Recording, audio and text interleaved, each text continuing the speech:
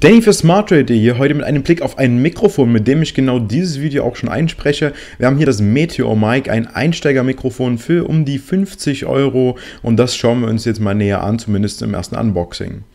Mit dem ersten Blick auf das Mikrofon und auf die Verpackung sehen wir das Design und natürlich auf der Rückseite auch die technischen Daten.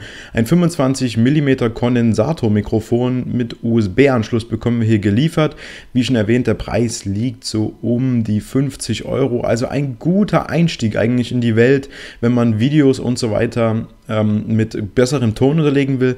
Oder wenn man Skype, iChat, was auch immer iChat ist, damit nutzen möchte und einen besseren Sound, vor allem mit weniger Hall haben will, dann eignet sich natürlich ein Mikrofon deutlich besser oder ein richtiges Mikrofon deutlich besser als irgendwie so ein Headset oder das Mikrofon der Kamera.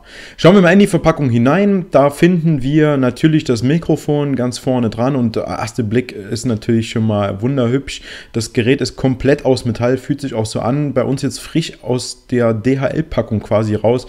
Deswegen ist es hier noch angeschlagen bzw. beschlagen und angelaufen. Deswegen sieht es so ein bisschen rostig aus. Ist es aber natürlich nicht. Vorne dran haben wir so einen Drehregler und eine Taste. Hinten haben wir einen USB-Anschluss und die Klinke.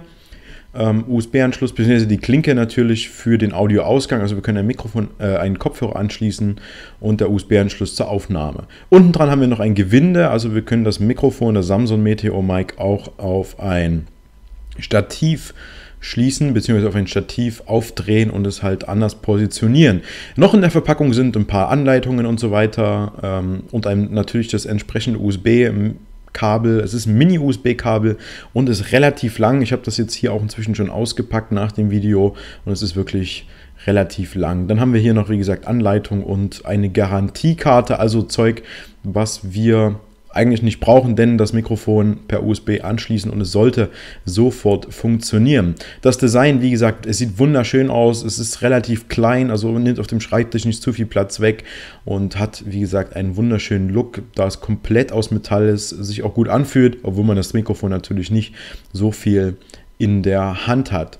Und damit hätten wir eigentlich das Unboxing abgeschlossen.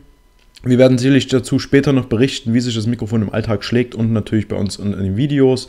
Dazu später mehr. Danke fürs Zusehen. Ciao.